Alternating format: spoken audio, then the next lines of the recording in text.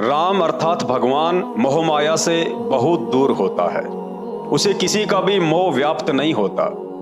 भगवान की भक्ति से तो दुनिया मोह माया का त्याग करके मोक्ष प्राप्त करती है। लेकिन शास्त्र प्रमाण देते हैं कि दशरथ पुत्र श्री रामचंद्र जी स्वयं भयंकर रूप से मोह ममता में जकड़े हुए थे। सीता जी के अपहरण के बाद उनके वियोग में व्याकुल होकर रो रो कर उनका बुरा हाल हो गया था।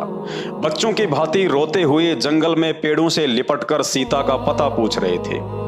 गीता प्रेस गोरखपुर से प्रकाशित उसी श्रीमद् देवी भागवत पुराण के 3रे स्कंद में पेज नंबर 218 पर स्पष्ट लिखा हुआ है कि श्री रामचंद्र जी विलाप करते हुए अपने छोटे भाई लक्ष्मण से कह रहे हैं कि हे लक्ष्मण, जानकी के बिना मेरी मृत्यु निश्चित है।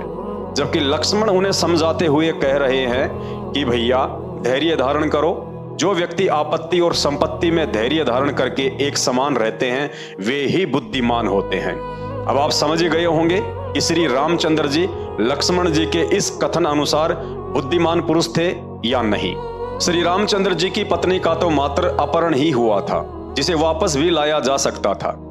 जबकि अपनी पत्नी के मर जाने पर आज समाज में एक सामान्य व्यक्ति भी धैर्य धारण कर लेता है और परिवार के अन्य व्यक्तियों को भी ये कहकर हिम्मत देता है कि परमात्मा की मर्जी के आगे किसकी चलती है। जबकि श्री रामचंद्र जी का पत्नी वियोग में बच्चों की तरह विलाप करना उन्हें कदापि परमात्मा सिद्ध नहीं करता।